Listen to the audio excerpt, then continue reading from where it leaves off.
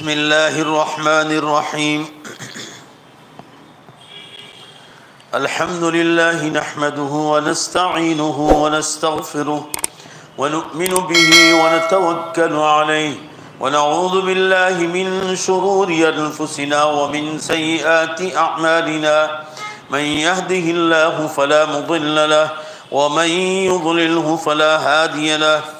वनशहदु अन ला इलाहा इल्लल्लाहु वहदहु ला शरीक लहु वनशहदु अन्न सय्यदना व मौलाना मुहम्मदन अब्दुहु व रसूलुहु।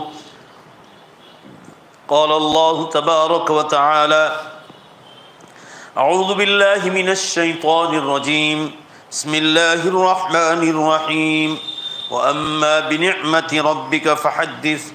वअन जाबिर इब्न अब्दिल्लाह रज़ियल्लाहु तआला अन्हु अन्न रसूलल्लाह सल्लल्लाहु अलैहि वसल्लम आद मरीज़न फ़क़ाल अला तदउ लहु तबीबन। क़ालू या रसूलल्लाह सल्लल्लाहु अलैहि वसल्लम व अंत तअमुरुना बिहाज़ा। क़ाल फ़क़ाल इन्नल्लाह अज़्ज़ व जल्ल लम युनज़िल दाअन इल्ला अंज़ल मअहु दवाअन। रवाहु इब्नुल हुमामी अस्सूफ़ी फ़ी मुंतख़बिन मिन मुस्मआती व रहमत फ़ी मुस्नदी। हदीस सुनिए ध्यान से।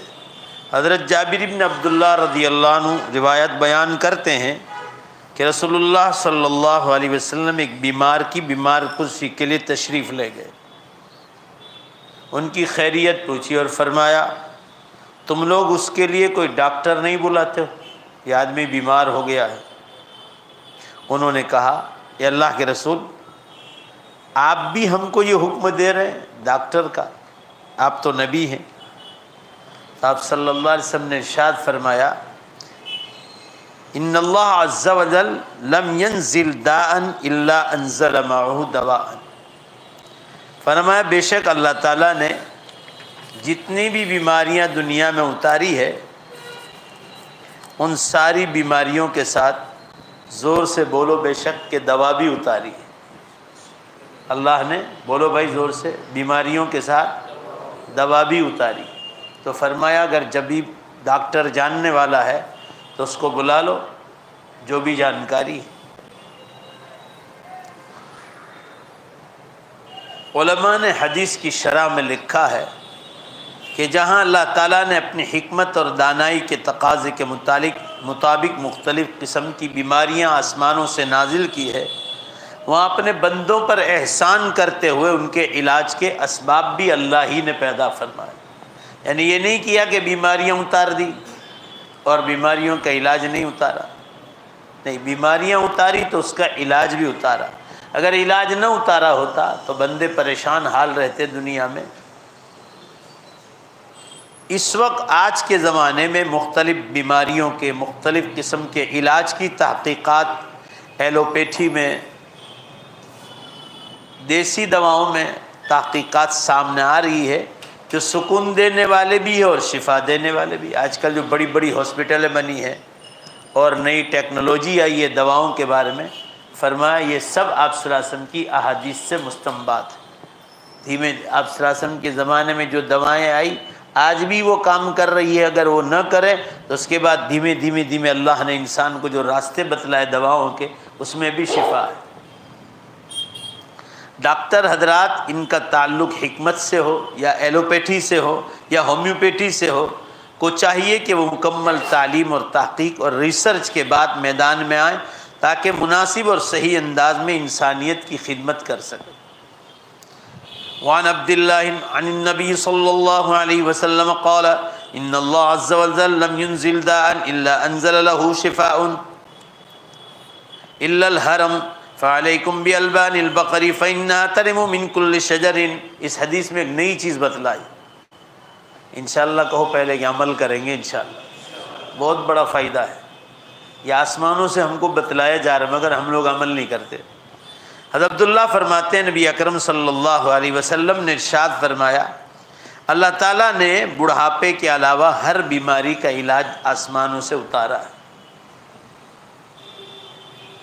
आगे क्या फरमा रहे, फ़अलैकुम बिअल्बानिल बक़र, तुम्हारे लिए ज़रूरी है कि गायों का दूध इस्तेमाल करो। गाय का दूध, ज़ोर से बोलो, किसका?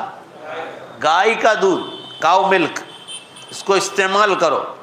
आसमानों से बतलाया गया फ़इन्नहा तरिमु मिन कुल्लि शजरिन, इसलिए कि वो हर किस्म का दरख्त को खाती और चरती है।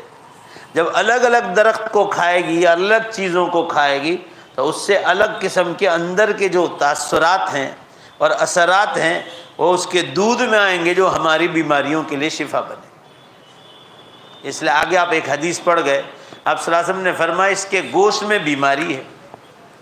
गाय के गोश्त में एक बीमारी है और वो आजकल उसकी तहकीक हो गई, इससे खून गाढ़ा होता है, कोलेस्ट्रॉल जिसको कहते हैं। ज़ोर से बोलो भाई, इसको क्या कहते हैं आजकल? कोलेस्ट्रॉल। इसलिए दूध इस्तेमाल करने का हुक्म फरमाया, इसका दूध इस्तेमाल करो। ये अलग अलग किस्म के घास और दरख्त को चरती और खाती है। इंसान की बीमारियों में सबसे बड़ी बीमारी बुढ़ापा है, जिसको बीमारी से हदीस में ताबीर किया गया। लेकिन ये ऐसी बीमारी है जिसका कोई इलाज नहीं, ये अल्लाह ने रखी है। अगर फिर भी आदमी ये इस्तेमाल करे गाय का दूध तो बड़ा फ़ायदा है। अगर मिल सकता है तो भैंस की जगह यही इस्तेमाल करना चाहिए। बाद हदीसों में ये भी आया है कि गाय का घी भी इस्तेमाल करो, उसमें भी अल्लाह ने शिफा रखी, क्योंकि उसी से बनता है, गाय के दूध ही से बनता है। आगे की बात, अन अब्दुल्लाह इब्न मसऊद रज़ियल्लाहु अन्हु यबलुगु बिहिन नबी सल्लल्लाहु अलैहि वसल्लम मा अंज़लल्लाहु दाअन इल्ला क़द अंज़ल लहु शिफ़ाअन अलिमहु मन अलिमहु व जहिलहु मन जहिलहु। अब्दुल्ला इब्न मसऊद रज़ियल्लाहु अन्हु फरमा रहे, नबी अकरम सल्लल्लाहु अलैहि वसल्लम ने इरशाद फरमाया, अल्लाह ताला ने जो भी बीमारी उतारी उसका उसने इलाज भी उतारा है। किसी को इसका इल्म हुआ, किसी को नहीं हुआ। जिसने सीखा उसने सीखा, जिसने नहीं सीखा उसने नहीं सीखा। अबू सईद खुदरी रज़ियल्लाहु अन्हु की रिवायत इसी किस्म की आ रही। नबी अकरम सल्लल्लाहु अलैहि वसल्लम ने इरशाद फरमाया, बेशक अल्लाह ताला ने जो बीमारी उतारी है उसकी दवा भी पैदा की। बाज़ों को इसका इल्म हुआ, बाज़ों को नहीं हो सका, सिवाय मौत के। साम, साम क्या चीज़ है? साहबा ने पूछा, अल्लाह के रसूल सिवाय साम के साम क्या चीज़ है? फरमाया साम ऐ वहुवल मौत, फरमाया वो मौत है। फरमाया जिसका इलाज अल्लाह के सिवा कोई नहीं बतला सकता। भाई जब मौत आ जाएगी, आमीन कहो, अल्लाह पूरी उम्मत को ईमान पर मौत अता फरमाए, तो उसको ज़िंदा करने की ताकत क़यामत के दिन, ज़ोर से बोलो, सिर्फ किसके पास है? अल्लाह के पास।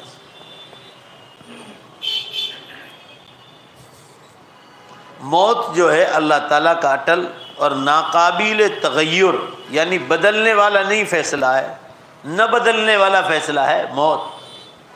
उसका किसी की तंदुरुस्ती और बीमारी और एहतियात और बेएहतियात से कोई ताल्लुक़। अल्लाह ताला तंदुरुस्ती में भी उठा लेते हैं। ये ज़रूरी नहीं कि उसके पास बीमारी हो, बीमारी तो असबाब हैं। अभी सूरत में एक अमला फैमिली का लड़का जवान खेलता खेलता इंतकाल कर गया, तंदुरुस्त, वो तो जिम करता था।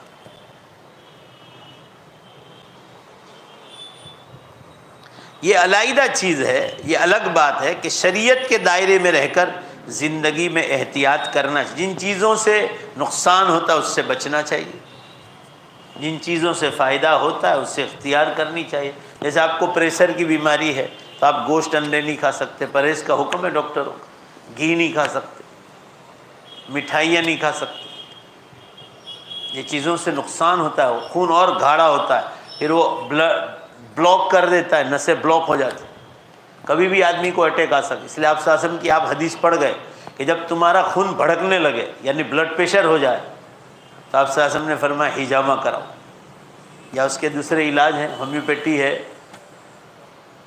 देसी दवा है, उसका इलाज कराओ।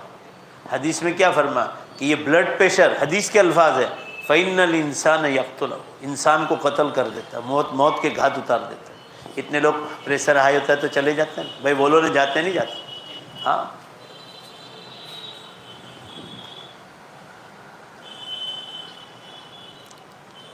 आगे की हदीस आ रही है, नई नई बातें हदीस से साबित होती है। अन अबी दरदा रज़ियल्लाहु अन्हु मरफ़ूअन इन्नल्लाह खलक़ अद्दा वद्दवा फतदावौ वला ततदावौ बिहरामिन। अबू दरदा रज़ियल्लाहु अन्हु इरशाद फरमाते हैं, नबी अकरम सल्लल्लाहु अलैहि वसल्लम ने इरशाद फरमाया, अल्लाह ताला ने बीमारी और इसकी शिफा दोनों आसमानों से नाजिल की, इसलिए तुम इलाज कराओ, लेकिन हराम चीज़ को बतौर दवा इस्तेमाल न करो। मालूम है कि जो चीज़ें हराम हैं उनको दवा के तौर पर इस्तेमाल करने की इजाज़त नहीं। एक अंसारी सहाबी रज़ियल्लाहु अन्हु कह रहे हैं, दूसरी हदीस आ रही है जिसको इमाम अहमद ने मुस्नद में ज़िक्र किया है, क़ाल आद रसूलुल्लाह सल्लल्लाहु अलैहि वसल्लम रजुलन बिही जुरहुन। आप सल्लल्लाहु अलैहि वसल्लम एक शख्स की बीमार पुरसी के लिए गए जिनको ज़ख़म लगा था, ज़ख्मी आदमी था। तो आपने फरमाया उदउ लहू तबीब बनी फुलानिन, फुला कबीले के डॉक्टर को बुलाओ। क़ाल फदऊहु, उन्होंने उससे बुलाया, वो आ गया। फजा फ़क़ाल या रसूलल्लाह, और कहने लगा अल्लाह के रसूल सल्लल्लाहु अलैहि वसल्लम, क्या दवा भी किफ़ायत करती है, यानी दवा काफ़ी हो जाएगी? आप सल्लल्लाहु अलैहि वसल्लम ने फरमाया सुबहान अल्लाह, क्या क्या बात कर रहे हैं आप। वहल अंज़लल्लाहु मिन दाइन फिल अर्ज़ि इल्ला जअलहु लहू शिफ़ा, अल्लाह ने ज़मीन पर जितनी बीमारियाँ उतारी अल्लाह ने उसके साथ उसकी शिफा भी उतारी। बस एक शे है कि बुढ़ापे का और मौत का कोई इलाज नहीं। आगे की हदीस आ रही, अन अब्दुल्लाह इब्न अम्र रज़ियल्लाहु अन्हु अन्ना रसूलुल्लाह सल्लल्लाहु अलैहि वसल्लम क़ाल मन ततय्यब वला युअलमु मिन्हु तिब्बुन फहुव ज़ामिनुन। रसूलुल्लाह सल्लल्लाहु अलैहि वसल्लम ने फरमाया, जिसको दवाओं का इल्म न हो और फिर इलाज करे और उसकी दवाएं मशहूर नहीं, लोगों को फ़ायदा नहीं होता, तो नुकसान होने की सूरत में वो डॉक्टर ज़िम्मेदार होगा। जिसको इल्म न हो फिर लोगों को दवा देना शुरू कर दे।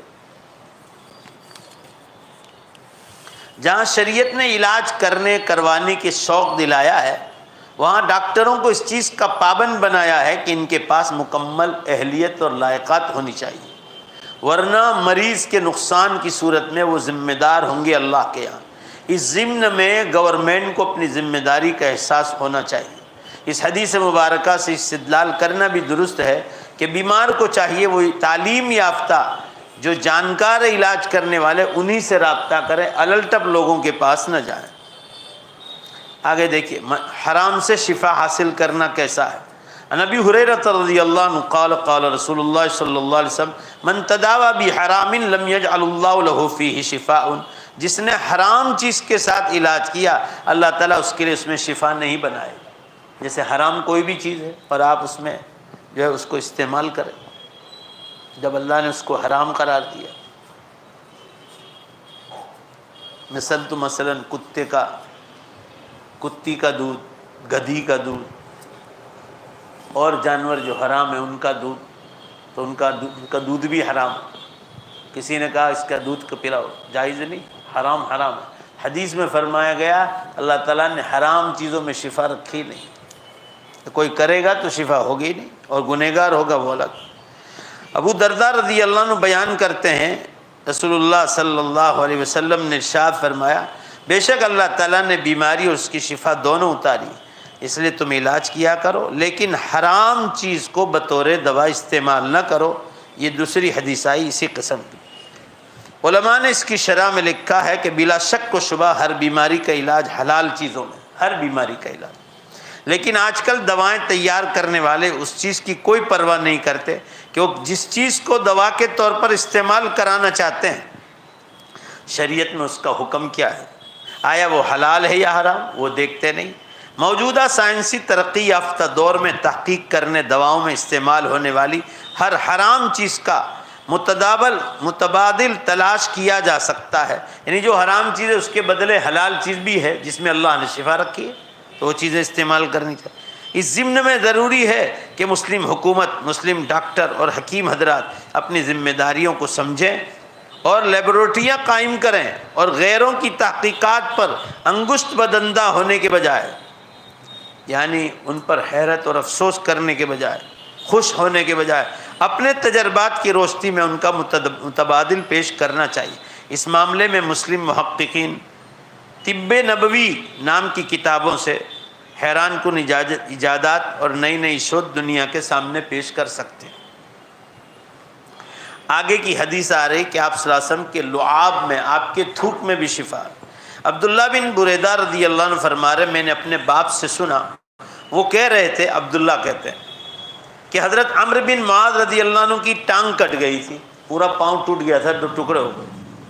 किसकी? हज़रत अम्र बिन मुआज़ रज़ी अल्लाह अन्हु।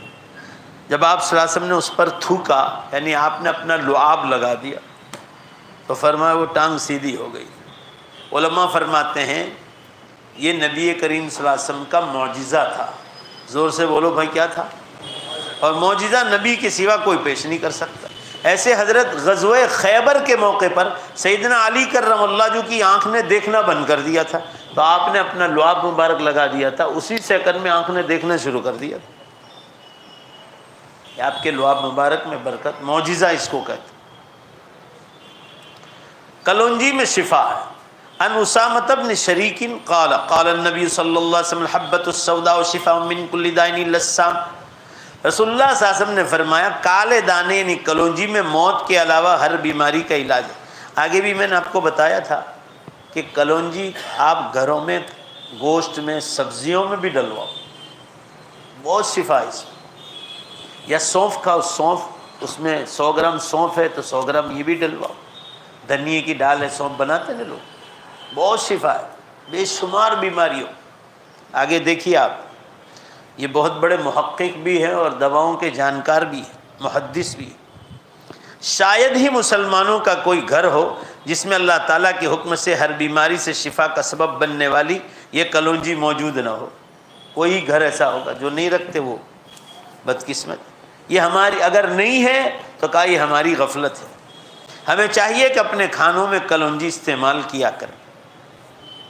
अब कलौंजी के कितने फ़ायदे हैं, उन्होंने एक अरबी किताब के हवाले से, कोई डॉक्टर आयशा हैं अरब में, अरबस्तान में, डॉक्टर आयशा दुर्रानी, वो इसकी स्पेशलिस्ट हैं। उनकी किताब के हवाले से क्या लिखा है, ध्यान से सुनो। कलौंजी में कितना फ़ायदा है। कलौंजी मैदे को मजबूत करती है, एक पेशाब को खोल कर लाती है कलौंजी, पीस कर सिरके में मिलाकर खाने से पेट के कीड़े मर जाते हैं, सिरके में मिलाकर खाने से। पुराने से पुराना ज़ुकाम हो उसमें बहुत फ़ायदेमंद है। इसका तेल अगर गंजे पर लगाया जाए मुसलसल तो बाल उगना शुरू हो जाते। किसी को टाल हो गई टकला तो 1 महीने के बाद बाल निकल आते। उसको पीस कर कलौंजी को आधा चम्मच पानी के साथ पीना दम की बीमारी में, निमोनिया में फ़ायदा करता है।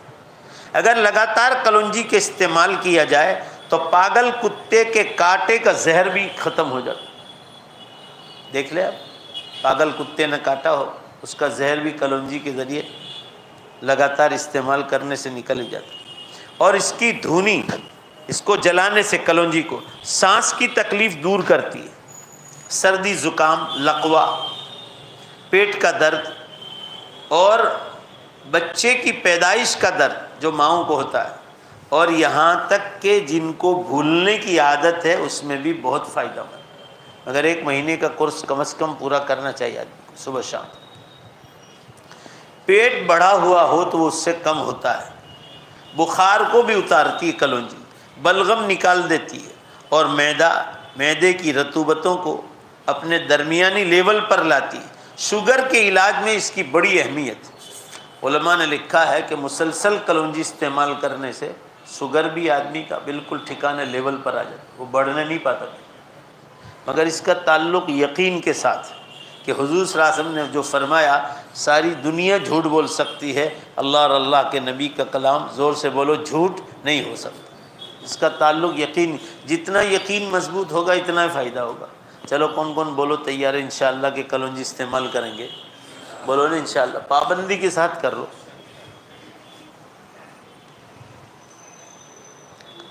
यरकान में पीस कर दूध में मिलाकर उसके बड़ा फ़ायदा होता है। पीलिया हो जाता है ना, क्या बोलते हैं हमारे यहाँ, कमला, उसमें। अनबी हुरैरत रज़ियल्लाहु अन्हु अन्न समी रसूलुल्लाह सल्लल्लाहु अलैहि वसल्लम फिल हब्बति सौदाई शिफाउ मिन कुल्लि दाइन इल्ला अस्साम। कलौंजी में रसूलुल्लाह सल्लल्लाहु अलैहि वसल्लम ने फरमाया मौत के अलावा हर बीमारी का इलाज। यहाँ मौत का जिक्र है, मालूम है बुढ़ापे में भी ताकत ज़रूर देता है।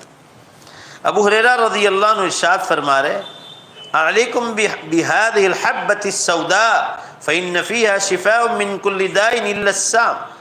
अब अबू हुरैरा रज़ियल्लाहु अन्हु फरमा रहे, रसूलुल्लाह सल्लल्लाहु अलैहि वसल्लम ने इरशाद फरमाया, तुम काले दाने यानी कलौंजी के इस्तेमाल लाजिम कर लो, क्योंकि उसमें मौत के अलावा हर बीमारी की शिफा है।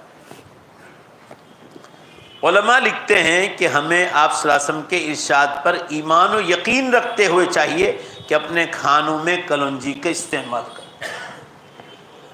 आगे आया वो इसी किस्म की रिवायत है कि कलौंजी को इस्तेमाल करो।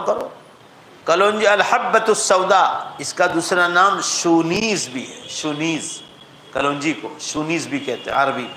फ़इन्न फ़ीही शिफ़ा, फ़इन्न फ़ीहा शिफ़ा, इसलिए कि उसमें शिफ़ा है। आगे नई चीज़ आ रही।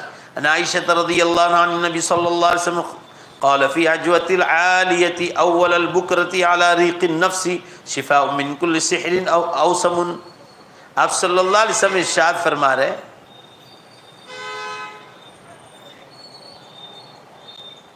कि मक्के मुकर्रमा या मदीने मुनव्वरा के जो बालाई इलाके हैं, ऊपरी इलाके यानी वहाँ की होने वाली अजवा खजूर को सुबह खाली पेट इस्तेमाल किया करो। ये हर किस्म के जादू और जहर से भी अल्लाह ने इसमें शिफा रखी। लीजिए आप, कैसी शिफा है अजवा खजूर, आपकी सूरत में मिलता है, आपको तलाश कर लेने, जिनको अल्लाह ने ताकत दी जादू से और जहर से। कोई जहर पिला भी दे तो भी असर नहीं करेगा आदमी को। और ये मौसम सर्दी का है, बहुत फ़ायदेमंद है, अल्लाह ने दिया हो तो खाना चाहिए। आगे की हदीस आ रही, बेशक अजवा खजूर में शिफा है, या अगर ये नहार मुँह सुबह खाली पेट खाई जाए तो तिरियाक यानी जहर को बिल्कुल बेअसर बना देती, जहर असर ही नहीं करता। इतना अल्लाह ने इसमें शिफा रखी। यहाँ तक कि जिनके हार्ट ब्लॉकेज हैं, उसकी गुठली के साथ, उसके पाउडर के साथ अगर इस्तेमाल किया जाए तो हार्ट की नसें जो ब्लॉक हो जाती है, बंद हो जाती है, वो पूरी तरह खुल जाती है। इतनी शिफा अल्लाह ने रखी अजवा खजूर। अब सुनिए अजवा खजूर के फ़ायदे, सुनते जाओ ज़रा। अजवा खजूर की खासियत के बारे में उलमा ने मुख्तलिफ तहक़ीक़ात पेश किए। इससे सबसे ज़्यादा फ़ायदा उसको होगा जो आप सल्लल्लाहु अलैहि वसल्लम की इस हदीस पर यकीन रखेगा। भाई बोलो ज़ोर से, किसको ज़्यादा फ़ायदा होगा? जो यकीन रखेगा कि दुनिया झूठ बोल सकती है, अल्लाह के नबी सल्लल्लाहु अलैहि वसल्लम का कलाम झूठ नहीं हो सकता। आम तौर पर खजूर में देखो क्या क्या चीज़ें हैं। ये डॉक्टर आयशा दुर्रानी की किताब से लिया है, वो बहुत बड़ी डॉक्टर है अरबस्तान। वो लिखती है अपनी किताब में, प्रोटीन आम, इसमें प्रोटीन भी है, चिकनाई भी है, कैलोरीज ताकत भी देती है, सोडियम भी है, मैग्नीशियम भी है, आयरन भी है, फास्फोरस भी है, सल्फर भी है और क्लोरीन भी पाया जाता है अजवा खजूर। ये सुस्ती का बेहतरीन टॉनिक है, सुस्ती का। अजवा खजूर खाली पेट खाने से जहरों को मिटा देता है। गुर्दे और माँ, बच्चे वाली माँ के दर्दों में, यानी जिसको बच्चा होने वाला है उस दर्द में भी बहुत मुफीद। रोज़ाना 7 अजवा खजूरें खाना कोढ़ की बीमारी से शिफा है। आज कल मैंने मुताला किया इसका, तो आज कोई आया था कोढ़ वाला, मगर वो याद ही नहीं आया। बहुत सोचा कि किताब में क्या देखा। दोपहर को ज़रा नींद नहीं मिली थी तो उसका असर थी तबीयत का। 100 के करीब पेशेंट थे आज, बयान में 93 पेशेंट थे। 100 तो हो ही, क्योंकि 2-4 ऐसे फटाफट आके नाम लिखा है बगैर चले जाते, तो याद ही नहीं आया। वो आएंगे आइंदा हफ्ते तो इंशाल्लाह याद रखेंगे। अजवा 7 खजूर खाई जाए तो बोलिए भाई सफ़ेद दाग में शिफा मिलती है।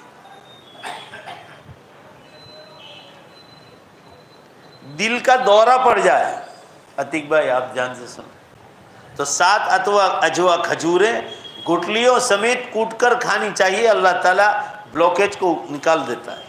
देख लें, 7 अजवा खजूर, गुठली को भी कूट ले। अब तो गुठली का पाउडर भी मिलता है। ये जिस्म के हर हिस्से के लिए बराबर मुफीद है। इसकी सिकंजबीन और उसके साथ बादाम और खसखस खाना बहुत फ़ायदेमंद है। अजवा खजूर के साथ बादाम और खसखस, छोटे छोटे दाने आते हैं, ज़ख्मों को ख़त्म करता है। ज़ख्म लगा हो तो उसको पूर कर देता है। जिसको टॉयलेट ज़्यादा होती है उसको भी ख़त्म कर देता है। पीलिया की बीमारी में बेहद अक्सीर है अजवा खजूर। पित्ता और जिगर के फैल को दुरुस्त करता है। इससे पेट के कीड़े ख़त्म हो जाते हैं। खजूर के साथ अनार का पानी मैदे की सोजिश और जलन में बहुत मुफीद है। इसके अलावा ये कई फ़वाइद और ख़ासियत पर मुश्तमिल अजवा खजूर। आगे की हदीस आ रही सनाबूटी के बारे में। सनाबूटी मिलती है आपके सूरत में भी। अबू उबई बिन उम्मे हराम रज़ी अल्लाह अन्हु फरमाते हैं कि मैंने रसूलुल्लाह सल्लल्लाहु अलैहि वसल्लम से सुना, क़ाल समीअतु रसूलुल्लाह सल्लल्लाहु अलैहि वसल्लम यक़ूल अलैकुम बिस्सिन्नी वस्सन्नूती फ़इन्न फ़ीहिमा शिफ़ाअ मिन कुल्लि दाइन इल्ला अस्साम। क़ील या रसूलल्लाह वमस्साम? क़ाल अल-मौत। फरमाया तुम सना और शहद का इस्तेमाल लाजमी तौर पर क्या करो। इसको सनाबूटी कहते हैं। मिलती बाज़ार में पूछो तो सनाबूटी का पाउडर और शहद ये मिला कर लेना है। अब सल्लल्लाहु अलैहि वसल्लम ने फरमा दिया, बात ही ख़त्म हो गई। ज़रा ज़ोर से बोलो ना, बेशक बोलो, बात ख़त्म हो गई। रोज़ इस्तेमाल करने का शिफा है। फरमाया सनाबूटी और शहद मिलाकर खाओ क्योंकि उसमें मौत के अलावा हर बीमारी की शिफा है। डॉक्टर आयशा दुर्रानी फरमाती हैं कि सनाबूटी का जोशांदा पकाते वक्त शाहतेरा मिला ले या मुनक्का मिला लें और 4 से 7 माशे तक इस्तेमाल करें। चीनी भी मिला सकते हैं। कमर दर्द, पट्ठों और अजलात के ऐंठन, बवासीर, हर किस्म का दर्द और खारिश, खुजली दूर करती है। चमड़ी की बीमारियों में जिस पर लगाना मुफीद है सनाबूटी और शहद को। अगर सिरके के साथ पकाएं तो तमाम जिल्द की बीमारियां, चमड़ी की बीमारियों को दूर करती। सर में लगाने से चक्कर, एक्जिमा, फुंसियाँ और बाल गिरने में बंद हो जाते हैं। जोशांदे में गुलाब के फूल और रोगन बादाम मिला लेना भी बेहतर है। दम की बीमारी जिसको निमोनिया कहते हैं या बच्चे की पैदाइश हो रही, मिर्गी, खींच आती है, अर्कुन निसा जिसको साइटिका बोलते हैं आजकल, गठिया, घुटनों का दर्द, पुराने सर दर्द में भी ये फ़ायदा करता है सनाबूटी और शहद। ज़ोर से बोलिए बस, सनाबूटी और शहद। आगे की हदीस शहद के बारे में। हज़रत जाबिर बिन अब्दुल्ला रज़ी अल्लाह अन्हु की बीमारी कुर्सी के लिए आए। हज़रत जाबिर बिन अब्दुल्ला रज़ी अल्लाह अन्हु हज़रत मुकन्ना की बीमार और कहा मैं ये हदीस आ चुकी है आगे, मैं यहीं बैठा रहूँगा जब तक आप पसीने नहीं लगवाएंगे, यानी हिजामा नहीं करवाओगे। तो उन्हें मैंने रसूलुल्लाह सल्लल्लाहु अलैहि वसल्लम से सुना अगर तुम्हारी दवाओं में बेहतरी है तो वो हिजामा करवाने में या शहद पीने में, लेकिन या दागने में है। आग के ज़रिए दाग लगाते। आप सल्लल्लाहु अलैहि वसल्लम ने बात सहाबा को किया था, अगर बाद में आपने फरमाया मैं दाग लगाने को पसंद नहीं करता हूँ।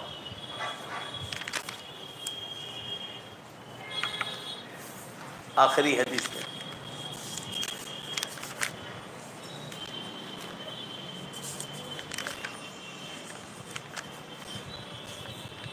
आइंदा हफ्ते पूरा होगा, बहुत लंबा बयान, अलग अलग दवाएं आ रही। अबू सईद खुदरी रज़ी अल्लाह अन्हु इरशाद फरमाते हैं क़ाल जा रजुलुन नबी सल्लल्लाहु अलैहि वसल्लम फ़क़ाल इन्न अख़ी इस्ततलक़ बतनहु फ़क़ाल रसूलुल्लाह सल्लल्लाहु अलैहि वसल्लम इस्क़िही असलन फ़सक़ाहु थुम्मा जाअ फ़क़ाल इन्नी सक़ैतु असलन फ़लम यज़िदहु इल्ला इस्तितलाक़न फ़क़ाल लहु थलाथ मर्रातिन थुम्मा जाअ अर्राबिअत फ़क़ाल इस्क़िही असलन फ़क़ाल लक़द सक़ैतुहु फ़लम यज़िदहु इल्ला इस्तितलाक़न फ़क़ाल रसूलुल्लाह सल्लल्लाहु अलैहि वसल्लम सदक़ल्लाहु वकज़ब बतनु अख़ीही सदक़ल्लाहु वकज़ब बतनु अख़ीका फ़सक़ाहु फ़बरअ। रवाहु मुस्लिम व अख़रजहुल बुख़ारी। बुख़ारी मुस्लिम दोनों में हदीस आई। अबू सईद खुदरी रज़ी अल्लाह अन्हु फरमा रहे एक आदमी नबी अकरम सल्लल्लाहु अलैहि वसल्लम के पास आए और कहा कि मेरे भाई को दस्त आ रहे, यानी टॉयलेट हो रही है। आप साहब ने फरमाया इसे शहद पिलाओ। उसने शहद पिलाया और आकर कहा मैंने उसे शहद पिलाया, लेकिन इस वजह से और ज़्यादा अल्लाह के रसूल टॉयलेट चालू हो गई, इसहाल हो रहा है। आप सल्लल्लाहु अलैहि वसल्लम ने 3 दफ़ा इसे यही कहा, जब भी आए बीमारी बढ़ती गई। आप सल्लल्लाहु अलैहि वसल्लम ने तीसरी बार भी यही फरमाया, तीसरी चौथी बार आया कि अल्लाह के रसूल और तेज़ हो गई, तो आप सल्लल्लाहु अलैहि वसल्लम ने फरमाया और पिलाओ, चौथी बार भी पिलाओ। सुनिए क्या हो रहा है। लेकिन दस्त बंद होने का नाम नहीं ले लेते थे। रसूलुल्लाह सल्लल्लाहु अलैहि वसल्लम ने फरमाया, ए भाई सुन ले, अल्लाह ताला सच्चा है, अल्लाह का कलाम सच्चा है और तेरे भाई का पेट झूठा है। फरमाया अल्लाह का कलाम सच्चा और तेरे भाई का पेट झूठा है। सुनिए ध्यान से। उसके बाद दोबारा उस भाई ने शहद पिलाया, अब की बार शिफा हो गई। जोर से बोलो भाई, अब की बार शिफा हो गई। आगे उलमा ने क्या लिखा है ज़रा देखो अंदर। अल्लामा इब्न क़य्यिम ने लिखा है, शहद के बेशुमार फ़वाइद ज़िक्र करने के बाद ये आदमी के बारे में ध्यान से सुनो, 4 मरतबा पिलाए तब जाकर शिफा मिली। क्यों? नबी अकरम सल्लल्लाहु अलैहि वसल्लम ने जिस आदमी के लिए दवा बताई थी उसको ज़्यादा खाने की वजह से बदहज़मी हो गई थी। बहुत ज़्यादा खाते हैं, जगह अंदर बाकी न रहे तो बदहज़मी हो जाए, हज़म होने की जगह ना हो तो फिर आदमी को दस्त चालू हो जाती। उसे शहद पीने का हुक्म दिया ताकि मैदा और अंतरियों से जितना ज़्यादा मवाद है वो निकल जाए। जब मैदे में लिसदार मिक्सचर ठहरता है, कुदरती जो अंदर से निकलता है हज़म करने की ताकत, वो उसकी अंदरूनी ताकत को ढांकने वाले रेशों में फंस जाता है। इस तरह मैदे में फसाद और बिगाड़ आ जाता है और चिपचिपाहट की वजह से वहाँ खुराक ठहरती नहीं, निकल जाती। ऐसी सूरत में सबसे बेहतरीन दवा वो होती है जो मखलूत मवाद को मैदे से निकाल दे, और वो शहद है। बिलखुसूस जब इसको गर्म पानी के साथ मिलाकर इस्तेमाल किया जाए। बार बार शहद पिलाने में भी बड़ा अहम तिब्बी नुक्ता है, और वो ये कि दवा की कमियत और मिकदार बीमारी के मुताबिक होनी चाहिए। भाई उनको बार बार इसलिए हो रहा था कि अंदर के जितने अज़लात थे वो भी पूरी तरह निकले नहीं थे। कोई ये करे कि भाई एक ही बार पिलाने शिफा हो जाए, उनके अंदर बहुत ज़्यादा खाने की वजह से अंदर पूरे पेट में जमा था। तो 4 मरतबा शहद पिलाया, उसके बाद जाकर वो निकला, और जब वो निकल गया सारा मादा, उसके बाद टॉयलेट बंद हो गई। शिफा ज़रूर है।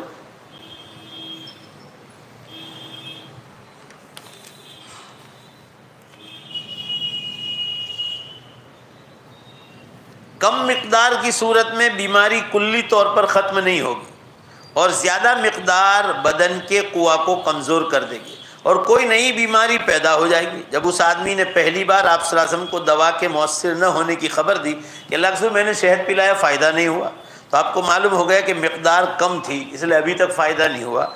जब तजर्बे की रोशनी में मिकदार शहद को बढ़ाया गया और चौथी बार पिलाया गया तो उन्होंने कहा कि अब जाकर जो है शिफा हो गई। डॉक्टरी के फ़न का बड़ा कायदा है कि दवा की मिकदार और कैफियत और मरीज़ बीमार और उस बीमारी की ताकत को मद्देनज़र रखा जाए। नीज़ अल्लाह ताला का फरमान है कि अल्लाह ताला सच्चा है, तेरे भाई का पेट झुठला रहा है। इस बात की तरफ इशारा हो रहा है कि दवा हर सूरत में फ़ायदेमंद थी, और बीमारी बाकी रहने का ये मतलब नहीं कि दवा में उसको दूर करने की ताकत नहीं थी। हकीकत ये थी कि उसके पेट में मादा फासिद ज़्यादा हो गया था, इसलिए बार बार शहद पिलाने की ज़रूरत पड़ी। भाई ज़रा ज़ोर से बोलो ना, बात समझ में आ रही है आपको? हाँ, तो जो मादा जब तक निकलेगा नहीं, टॉयलेट बनी नहीं होगी, और मादा निकल गया फासिद पतला जितना भी था, उसके बाद शहद ने इसको रोक लिया। मालूम हुआ कि बहुत ज़्यादा टॉयलेट होती हो, इसको बार बार पिलाएंगे तो एक मुद्दत आएगी जब जाकर टॉयलेट शहद से भी बंद हो जाए।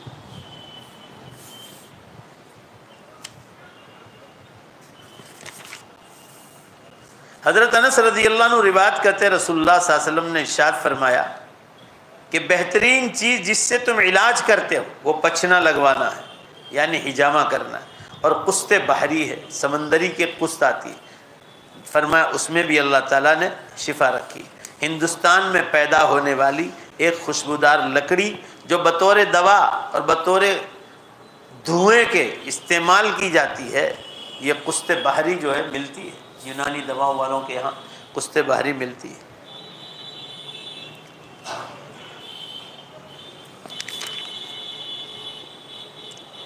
बस एक हदीस और, ज़ुहैर बिन मुआविया रज़ी अल्लाह अन्हु अपनी बीवी से रिवायत करते हैं। क्या रिवायत का? अन्ना समिअत मुलैकत बिन्त उमर व ज़करा अन्नहा रद्दतिल गनम अला अहलिहा फ़ी इम्राअति उमर इब्न अल-ख़त्ताब रज़ियल्लाहु अन्हु अन्नहा वदअत लहा मिन वज'इन बिहा समन बक़रिन व क़ालत इन्न रसूलल्लाह सल्लल्लाहु अलैहि वसल्लम क़ाल अलबानुहा शिफ़ाउन व समनुहा दवाउन व लुहूमुहा दाउन। रवाहुल बग़वी व अख़रजहु अबू दाऊद फ़िल मरासील। रिवायत इन किताबों में है और सही हदीस है। ज़ुहैर बिन मुआविया अपनी बीवी से बयान करते हैं कि उसने मुलैका बिनते उमर से सुना। रावी ने ये बात भी जिक्र की कि इसने हज़रत उमर इब्न अल-ख़त्ताब रज़ियल्लाहु अन्हु की खिलाफत में मालिकों को उनकी बकरियां वापस कर दी थी। उमर रज़ियल्लाहु अन्हु के ज़माने में मालिकों को बकरियां वापस कर दी। बहरहाल मुलैका ने उसे किसी तकलीफ़ के इलाज के लिए गाय का घी इस्तेमाल करने को बताया, गाय का घी, और कहा था कि रसूलुल्लाह सल्लल्लाहु अलैहि वसल्लम ने हदीस बयान की है, गायों के दूध में शिफा है। ज़ोर से बोलो भाई, गाय के दूध में शिफा है। उनका घी दवा है, उनका घी दवा है, वो भी बीमारी में, और उनके गोश्त में बीमारी है। गाय के गोश्त, मैंने आपको बता दिया, कोलेस्ट्रॉल, खून गाढ़ा होता है। कभी कभी खा लो ठीक है, बार बार नहीं खाना चाहिए। और खाने का शौक़ हो तो फिर जो है उसमें लौकी डालनी चाहिए, दूधी लौकी। आप सल्लल्लाहु अलैहि वसल्लम ने गोश्त में हमेशा इस्तेमाल की, इसलिए कि गोश्त कोलेस्ट्रॉल बढ़ाता है और लौकी जो उस कोलेस्ट्रॉल है उसको ख़त्म कर देता है, तो लेवल आ जाता है, फिर आपका कोलेस्ट्रॉल बढ़ेगा ही। आगे भी हमने आपको ये चीज़ बताई थी कि आप सल्लल्लाहु अलैहि वसल्लम गोश्त में हमेशा दूधी, इसको उर्दू में लौकी कहते हैं, वो डलवाते थे।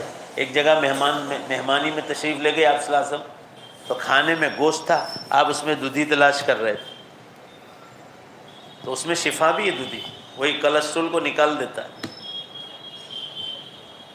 मगर लोगों को गोश्त ही चाहिए, बस दूधी नहीं डालना है, और वो भी तला हुआ चाहिए, भुना हुआ, तो और ज़्यादा ख़त्म करेगा। अल्लाह ने तंदुरुस्ती दी है, उसकी हिफाजत करनी चाहिए। तो गाय का दूध है, कलौंजी है, ये सब चीज़ों का ज़िक्र है, ये घरों में होना चाहिए। अल्लाह ताला शान हम लोगों को इन अहादीस पर अमल की तौफ़ीक़ अता फ़रमाए। व आखिर दावाना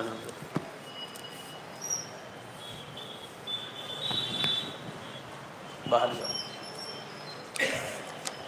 ये श्रीनगर कश्मीर से आए हैं, पहली बार आए हैं दारुल इस्लामिया से। आज इनका चंदा है कि गुज़िश्ता पीर आए थे मगर वो दूसरे आदमी को दे दिया था। ये पहली बार आए हैं, तो मदरसा गरीब है, वहाँ गरीब बच्चे पढ़ते हैं। अब हज़रात इनको लिल्लाह ज़कात सदक़ात खैरात से मदद करते जाएँ। अल्लाह आपके अतियात को कबूल फरमाए। दुरूद शरीफ पढ़ लें।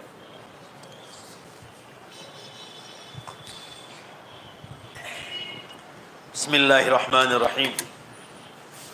अल्हम्दुलिल्लाहि रब्बिल आलमीन वल आक़िबतु लिल मुत्तक़ीन वस्सलातु वस्सलामु अला खैरि ख़ल्क़ि मुहम्मदिन व आलिहि व अस्हाबिहि अजमईन। रब्बना आतिना फ़िद दुनिया हसना व फ़िल आख़िरति हसना व क़िना अज़ाबन नार। ऐ अल्लाह, अपने फ़ज़ल से हमारे गुनाहों को माफ़ फरमा, ख़ताओं से दरगुज़र फरमा। अल्लाह हमें ज़ाहिरी बीमारियों से भी हिफाजत फरमा, बातिनी और अंदर की बीमारियों से भी अल्लाह हिफाजत फरमा। हम सब के यहाँ जमा होने को कबूल फरमा, हमारे इस मस्जिद में हमारे जमा होने को कबूल फरमा। ए अल्लाह, यहाँ जितने भी बीमार आए हमारे हाथ से उनको मुकम्मल शिफा अता फरमा। ए अल्लाह, अपने फ़ज़ल व करम से बीमारों के साथ प्यार और शफ़क़त हर एक को करने की तौफ़ीक़ अता फरमा। इलाहुल आलमीन, मौत और बुढ़ापे की बीमारी का इलाज आपके सिवा किसी के पास नहीं। ए अल्लाह, हमें बुढ़ापे में किसी का मोहताज मत करना। ए अल्लाह, हमें अपनी बीमारियों में मुकम्मल शिफा अता फरमा। पूरी उम्मत में जितने लोग बीमार हैं अल्लाह सबको मुकम्मल शिफा अता फरमा। ए अल्लाह, जितने लोग ब्लड प्रेशर के बीमार हैं, इसमें हदीस आई है कि जब खून भड़कता है तो इंसान को मौत के घात उतार देता है। ए अल्लाह, इस बीमारी से हमारी सबकी हिफाजत फरमा। हमारे माँ बाप, दादा दादी, नाना नानी, परदादे परनाने, भाई बहन, मामू मुमानी, खाला खालू, चचा चची, चचाजाद भाई बहन, खालाजाद भाई बहन, मामूजाद भाई बहन, बहनें भाई, जितने लोग दुनिया से इंतकाल कर गए, ए अल्लाह, पूरी उम्मत इस्लाम की मुकम्मल मग़फ़िरत फरमा। ए अल्लाह, उनके दर्जात को बुलंद फरमा, उन्हें जन्नतुल फ़िरदौस में आला मकाम अता फरमा। इनकी कब्रों पर नूर की बारिश नाजिल फरमा। इनकी कब्रों को रहमतों, बरकतों, मग़फ़िरतों से पूरी तरह ढाँप ले। अल्लाह, इनकी नेकियों को, मरहुमीन की नेकियों को कबूल फरमा। उनकी भूल चूक को अपने फ़ज़ल व करम से आप माफ़ फरमाएँ। ए अल्लाह, इनकी कब्रों को रहमतों, बरकतों, मग़फ़िरतों से ढाँप ले आप। उनका हशर नबियों के साथ, सिद्दीकीन और शहदा के साथ फरमा। ए अल्लाह, ये जितनी मेहनतें उलमा की, दावत व तबलीग की, खानकाहों की, किताबों के छापने के ज़रिए दीन फैल रहा है, ए अल्लाह तो इस दीन की हिफाजत फरमा अपने फजल व करम से। ए अल्लाह, जितना काम हो रहा है लोगों को और ज़्यादा मेहनत की तौफीक अता फरमा। पूरी उम्मत को दावत व तबलीग के काम को समझने की तौफीक अता फरमा। अल्लाह, सऊदिया ने दावत व तबलीग को बैन करने का जो ऐलान किया है, अल्लाह इनकी गलत फहमियों को दूर फरमा और सारे मुल्कों से ज़्यादा वहाँ से काम शुरू हो जाए दावत व तबलीग का ये काम। तो अल्लाह अपने असल मक्का मदीना से शुरू फरमाया। ए अल्लाह, ये वहीं की ईजाद है, अल्लाह वहीं की अमानत है। उम्मत को इस काम में लगने की तौफीक अता फरमा।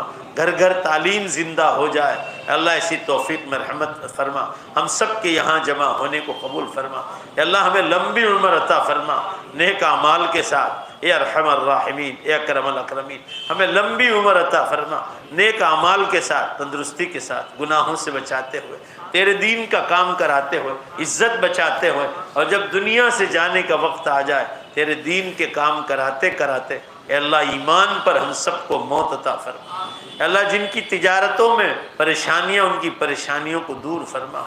अल्लाह, नौकरी धंधों में परेशानियाँ उनको दूर फरमा। जिनके घरों में जवान बेटियाँ हैं या अल्लाह तलाक वाली हैं या बग़ैर औलाद के हैं या अल्लाह या मुतल्लक़ा हैं, सब की तू कफ़ालत फरमा, सब की तू गैब से उनकी मदद नाजिल फरमा। ए अल्लाह, जिनको औलाद नहीं उन्हें नेक साले तंदुरुस्त और ख़ूबसूरत औलाद अता फरमा। जिन घरों में मोहब्बत नहीं अल्लाह तो मोहब्बत नाजिल फरमा। हमारी दुआओं को अपने फजल व करम से कबूल फरमा। रहमतिक या